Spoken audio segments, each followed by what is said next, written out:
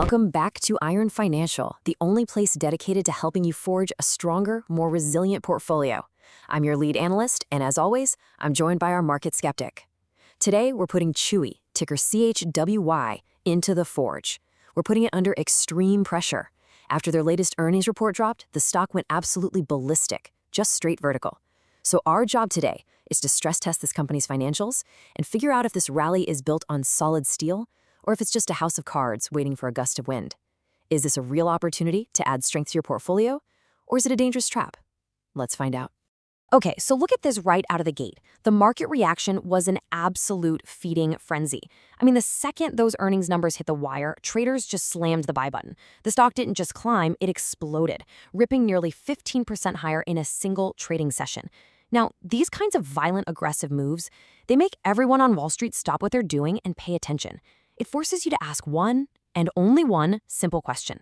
What on earth did the market see that was so unbelievably explosive? Is this a genuine signal of a fundamental shift in the company's strength, or is this just a short-term sugar rush that's going to burn off by next week? And that really is the billion-dollar question, isn't it? Because while he sits here living in his spreadsheets, crunching every last decimal point, I live in the market narrative, the story. And the story here is just full of conflict.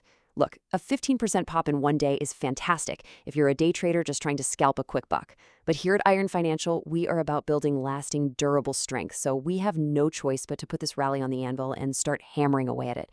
Is this rocket ship actually running on solid fuel that can sustain altitude, or is it just burning fumes and about to come crashing back down to Earth? We're going to dig deep and find out if we're looking at a true financial fortress or just a very pretty facade. That's the plan exactly. So today, we're running a full-scale financial stress test, and we're going to be methodical. Here's the blueprint. First, we're going to dissect the specific numbers that lit the fuse on that initial surge. Then, I'm going to build the bull case, what I'm calling the cash-generating fortress. After I've laid out my argument, our skeptic here is going to take out his sledgehammer and do his level best to find every single crack in that foundation. After that, we'll examine management's own blueprint for the future. And finally, we will weigh all the evidence, the bull case versus the bear case, and deliver the iron verdict. Let's get to work. All right, first up, the surprising surge. To properly judge whether this entire structure is sound, we have to start at the bottom. We have to inspect the very first layer of concrete that was poured. That means we need to look at the exact data points that made professional traders around the world drop everything and aggressively hit the buy button. Let's break down the headline numbers that sparked this whole firestorm. So what's fascinating here is that you immediately see this clear split decision in the report. On the bottom line, that's profitability, Chewy delivered an absolute knockout punch. Adjusted earnings per share, or EPS, came in at a solid 27 cents. The consensus on Wall Street, what everyone was expecting, was only 20 cents. That is a stunning 35% surprise to the upside. A pure profitability beatdown. But then you glance up at the top line, the revenue, and it basically just met expectations. It wasn't a huge beat. It wasn't some massive surprise. It was just fine. And this, right here, is the core conflict of the entire report. Stellar, eye-popping profitability, but what appears on the surface to be very, very lackluster growth. Lackluster is putting it gently. A 0.5% growth rate? That's not even growth. It's a rounding error. It's practically flat. For a company that Wall Street has for years treated and valued as a growth story, a number like that looks like the engine has completely stalled out. It's seized up. So you have to ask yourself, how on earth does that justify a 15% rally? To me, that smells like pure, unadulterated market hype. It makes absolutely no sense. Whoa, hold on now. This is precisely why you have to dig deeper than the headline number. This is where the real work is done. That 0.5% figure is incredibly misleading. You see, the quarter from last year that they're comparing it to had an extra week of sales packed into it, a 14th week. So of course the comparison is going to look weak. You're not comparing apples to apples. When you actually normalize the data, when you compare a standard 13-week quarter to a 13-week quarter, the real organic growth was actually 8.1%. Now that's a much healthier, much more solid figure. But you know what? Even that isn't the real story here. The market wasn't buying 8% revenue growth. It was buying something far more powerful, far more important. And this brings us directly to the heart of the bull case, what I am calling the cash-generating fortress. My entire argument is that investors who are still fixated on that top-line revenue growth number are driving while staring into the rearview mirror. They are completely missing the fundamental transformation this company has undergone. Chewy is no longer a growth-at-all-costs Silicon Valley startup. That era is over. It is pivoted. It is now a mature, disciplined, cash-generating machine. And that 15% stock pop was the sound of the market finally waking up and rewarding Chewy for that incredible discipline. And this number right here is the proof. This illustrates the entire point. Forget revenue for just a second and look at this. $562 million. That is the record-breaking amount of free cash flow Chewy generated for the full fiscal year. Let's be crystal clear about what that means. This is not some fuzzy accounting gimmick. This is hard, cold cash piling up in the bank after every single expense and every single investment has been paid for. Free cash flow is the lifeblood of a truly strong business. It's the oxygen. It's what you use to repurchase shares, to make acquisitions, and to easily weather any economic storm that comes your way. This number is the steel frame of the entire bull thesis. So the natural question is, how are they generating all this cash? It all starts with their competitive moat, and that moat is called Autoship. Just look at this chart. A staggering, almost unbelievable 84% of Chewy's total net sales come from their recurring delivery program. This is the absolute holy grail of retail. It is predictable, it is high margin, it is recurring revenue. Customers set it up one time, and then they completely forget about it. This system locks customers into the Chewy ecosystem, it makes their revenue stream incredibly stable and predictable, and it allows the company to manage its inventory and logistics with ruthless efficiency. This isn't just a nice little feature, it is a true economic fortress. And because of that incredible efficiency from Autoship, the company's profitability is expanding significantly. This chart shows their adjusted EBITDA margin growth. You can think of this as a core measure of their operational profitability, and it jumped from 4.8% all the way to 5.7% in just 1 year. For a company of this scale, that's a massive expansion. We're talking about a nearly 100 basis point improvement. What this demonstrates is powerful operational leverage. In plain English, it means that as the company gets bigger, each dollar of sales becomes more and more profitable. They're not just growing, they're growing smarter and far more efficiently. And we're not the only ones who see it. The financial press is finally picking up on this very transformation. The Chronicle Journal recently called their performance, and I quote, a masterclass in capital efficiency. So the key takeaway from the bull case is this. The market surge wasn't about one single revenue number. It was about the market finally waking up and recognizing that Chewy has successfully made the difficult, treacherous transition from a cash-burning growth company into a cash-generating powerhouse. That's the fortress. Okay, that is a very compelling story. A fortress of cash flow, an impenetrable moat. It sounds wonderful. It really does. But here's the reality check. Every fortress has a weak point. Every wall has a crack in the foundation somewhere. And from where I'm sitting, this one has some very visible, very worrying cracks. I genuinely believe the market is so mesmerized, so hypnotized by all this shiny cash flow that it's completely ignoring some serious red flags that are waving right in its face. Let's start with the most glaring issue of them all, customer growth. Take a look at this chart of active customers over the last several quarters. What do you see? I'll tell you what I see. I see a flat line. After that big one-time jump during the pandemic, growth has been stagnant. For a company that is still valued by the market based on its future potential, how can you be a long-term growth story if you're not consistently adding new customers? You can squeeze more and more money out of your existing base for a little while, sure, but eventually you need new blood. This chart shows a company that has hit a wall. And let's put a hard, cold number on that stagnation, just to hammer the point home. For the entire fiscal year of 2025, Chewy added a net total of only 813,000 customers. Now, on a massive base of over 20 million customers, that's an increase of just about 4%. 4%. That is anemic.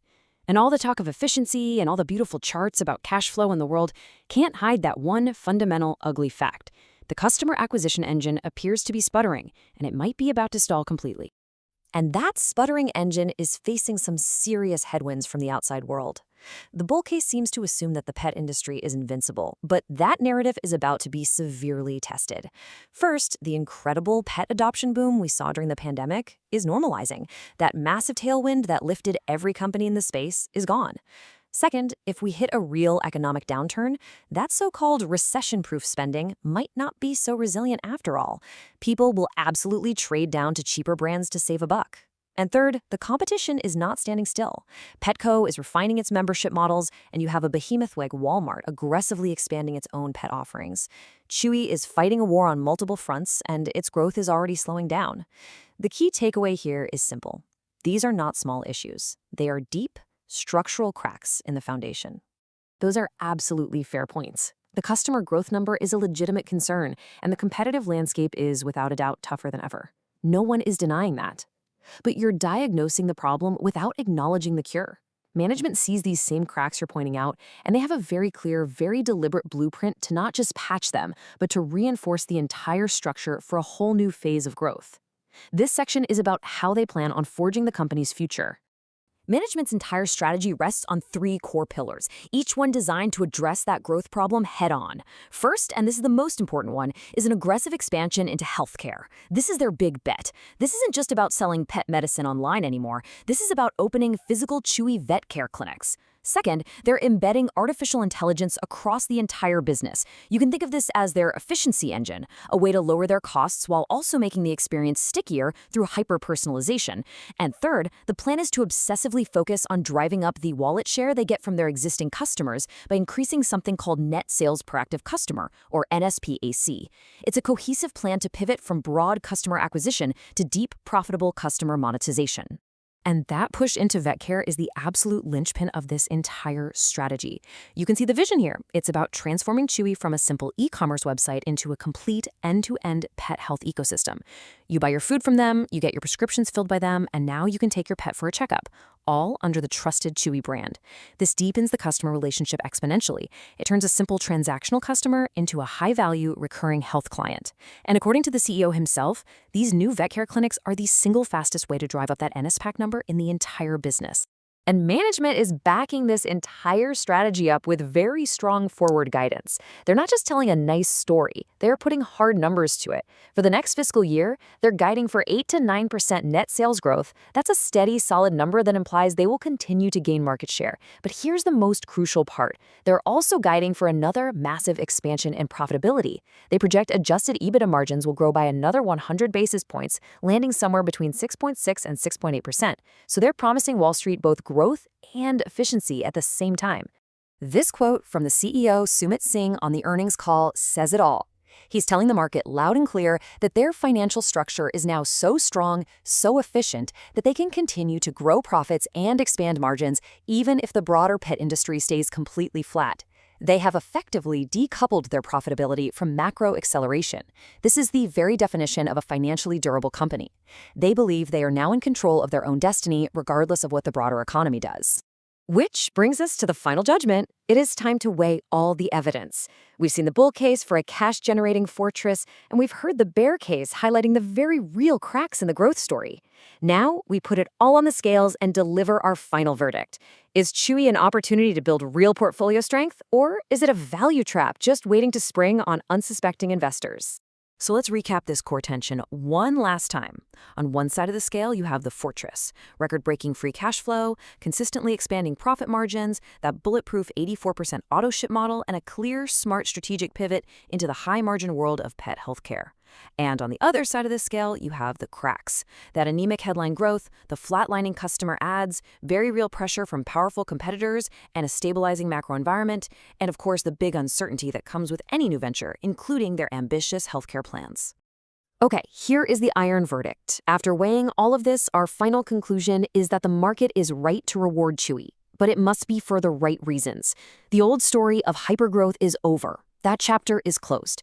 The new story, the one that truly matters now, is about financial strength and strategic evolution. Chewy has successfully forged a foundation of immense free cash flow and profitability. That foundation is not sand, it is solid steel. It gives them the power and the flexibility to weather economic storms and, more importantly, to fund their next chapter of growth in healthcare. Now, the stagnant customer growth is the single biggest risk, and it absolutely must be monitored closely. But the company's financial durability buys them the time and the capital to solve that problem.